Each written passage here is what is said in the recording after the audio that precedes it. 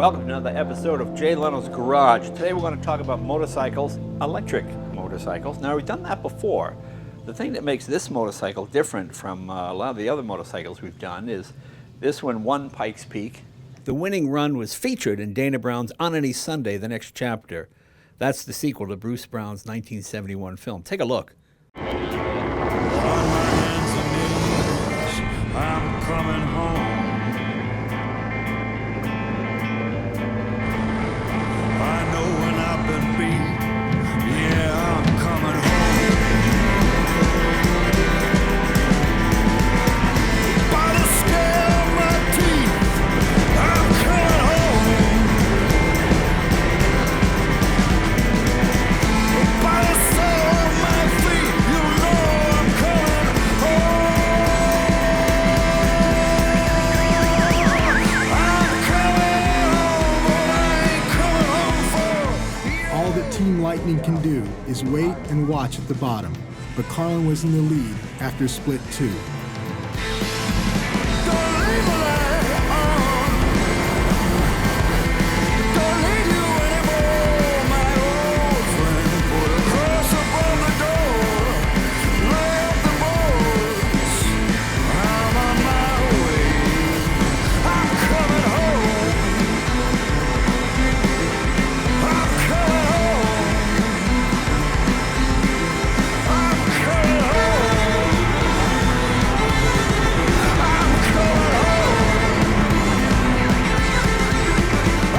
home. Lightning motorcycle didn't just win an electric class. It won overall.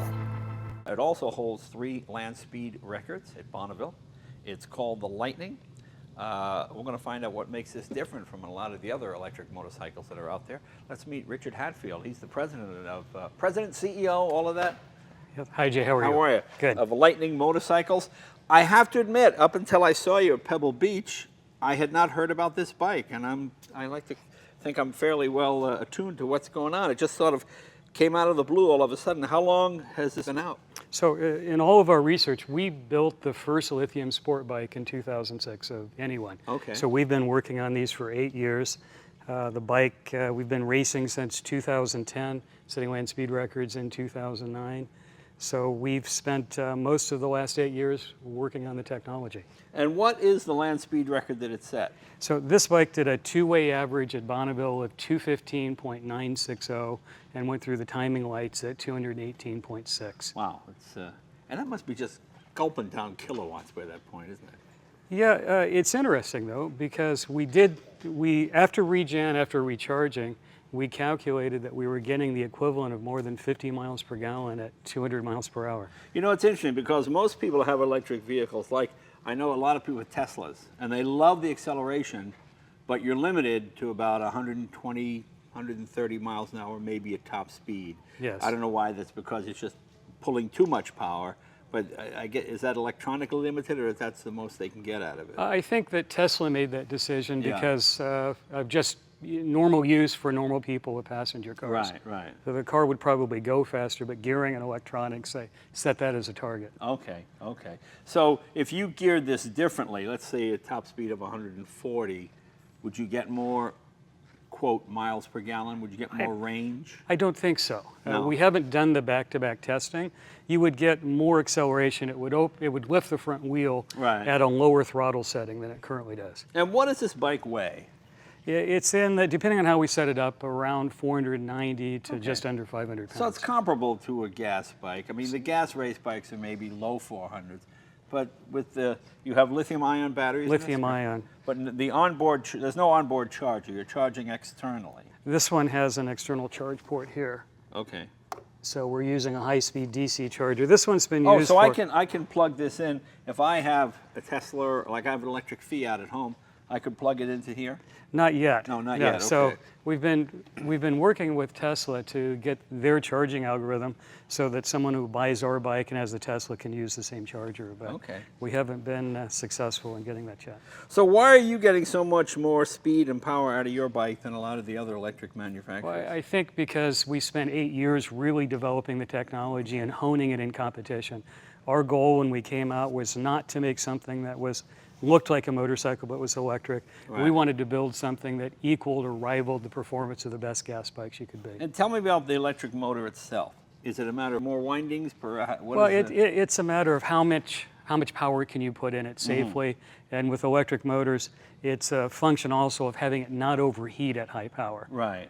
Is this? Are these batteries liquid cooled, air cooled? These batteries are air cooled, Okay. but even at the levels we're pushing them, we're really not stressing the batteries. Really? A big part of what we're doing is the oil cooling of the motor and liquid cooling of the electronics. Okay. That's really one of the reasons Oh, the bike can. so the electronics are liquid cooled, not the battery itself. Correct. What is the equivalent horsepower? would you say? It's a little over 200 horsepower. Oh, it's that much. It's that much, yeah. Ooh, that's impressive. Yeah, because nobody else seems to be able to get that much power. So, wow, that's 200 horsepower. And your torque is what? 168 foot-pounds. Wait, that's a lot.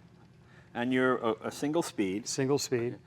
I guess there's no advantage to having a 2-speed or a 3-speed transmission. No, huh? there's actually disadvantages Yeah. because every time gears interact, you lose 2% to 6% Right. of the energy. Okay. So the more gears you have, the bigger battery you have, the less power you get to the I rear see. wheel.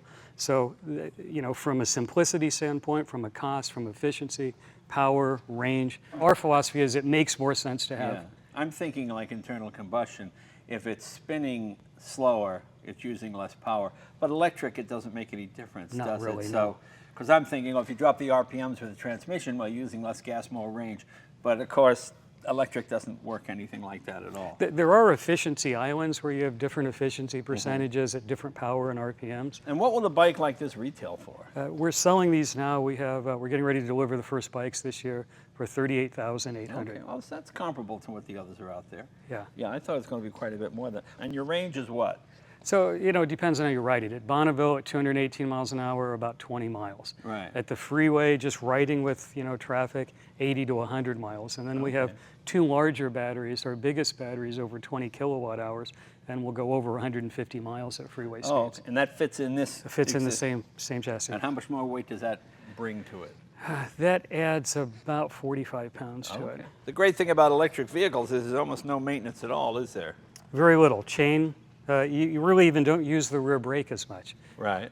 Does it have regen? It has regen, yeah. And you can tune it any level that you want. Oh, I see. Because, one thing I had this, it went out of business, this electric scooter, Vectrix, the Vectrix. yes. And the one thing I liked about it, you roll on for power and then roll off and then keep rolling. And the more you turn the twist grip that way, you got more and more regen. So I rarely use the brakes, and I find myself putting quite a bit more power in. How come more people don't utilize that? Is that not a good idea? Or Yeah, I think it's a very good idea. What we've done is the more you roll back, as you'd expect on a gas bike, the more torque you get. Right. As you roll off, you'll have less torque, and then you have a neutral coasting area. And then as you come back to zero, you get progressively more regen. I see. Okay, so you don't need to use the brakes much at all. Starting is pretty straightforward. What do we do? Yeah, just turn the key, Turn the key. and then flip the run enable button on. And that's pretty much all the noise you hear in it. That's pretty much it, yeah. Yeah, well, The chain. yeah. I guess so, yeah, that's just the chain. That's it. I guess the chain is the most efficient to deliver power in terms of losses, isn't it? As Well, opposed the to chain and shaft. belts are very, very close when they're Yeah. new. The belt manufacturers say the belts maintain efficiency longer than chains do Mm-hmm. because of the need for lubrication and wear. But the chain allows us to change ratios very quickly. Right. I guess it's all that's left to do is pretty much ride it, isn't it? Yeah, let's go. Let's give it a shot. 200 horsepower. Jeez. I mean, you just touch the throttle and man, it jumps. I think you could pull up next to a bunch of bikes on the freeway. I wouldn't even think they'd know this was electric. Biggest problem with this thing is you gotta keep slowing down, waiting for the camera truck to catch up with you. The regen takes a little getting used to, but I like it. As I get off throttle, I can see how much power I'm putting in.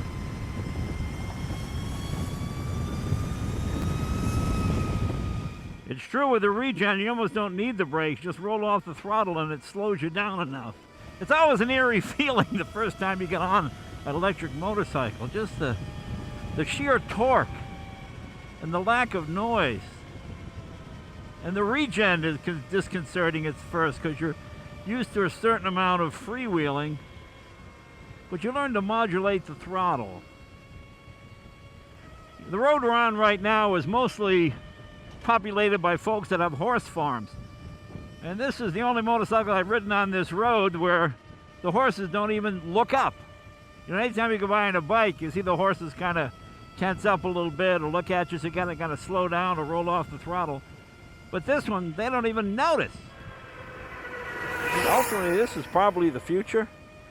You know, it's going to be funny in 50 years when kids get on antique bikes from the late 2000s and go, wow, it feels so strange to have all that noise. I don't think anybody would know this was an electric motorcycle just by looking at it. You know, the tipping point, I think, is when you start beating the gas bikes. The fact that this one, Pike's Peak, probably makes a lot of motorcycle racers go, because motorcycle racers don't really care what they're racing as long as it's fast and it beats the other guy. Keep reaching for that clutch, it's not there.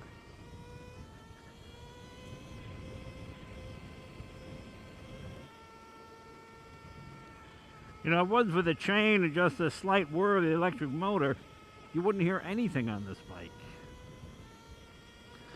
You know, your fingers and toes instinctively move to start shifting. And of course, there's no shifting. But I could get used to this.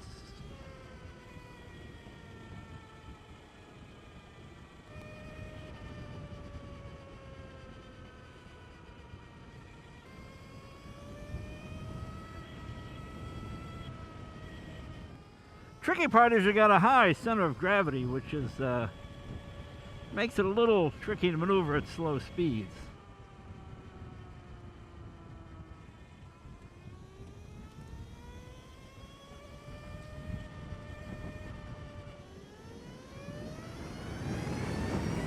This is where this thing is quietest, going 70 miles an hour.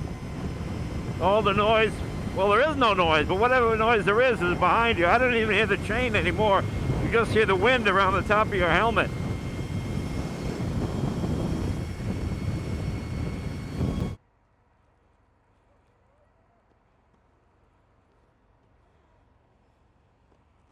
All moms hate motorcycles, remember that. Well, I think it's pretty cool.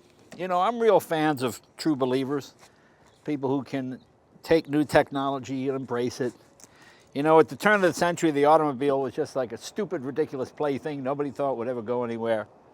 And nobody ever thought the gas engine would replace steam because steam was so reliable and it ran steamships and trains.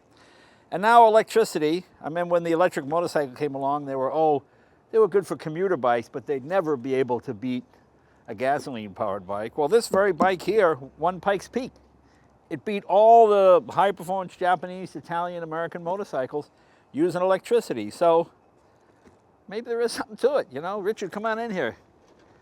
I congratulate your perseverance. You know, it's incredibly fast, it's incredibly powerful, and I think one day the day will come when people who grew up on electric bikes go back and start a gas bike and go, wow, this is kind of cool with this kind of noise and banging and all this kind of stuff. But it's pretty amazing. It's quite a feat, and I want to wish you the best of luck. Thank you. Thanks for bringing it by here. It was really fun. Thanks for having us. 200 horsepower.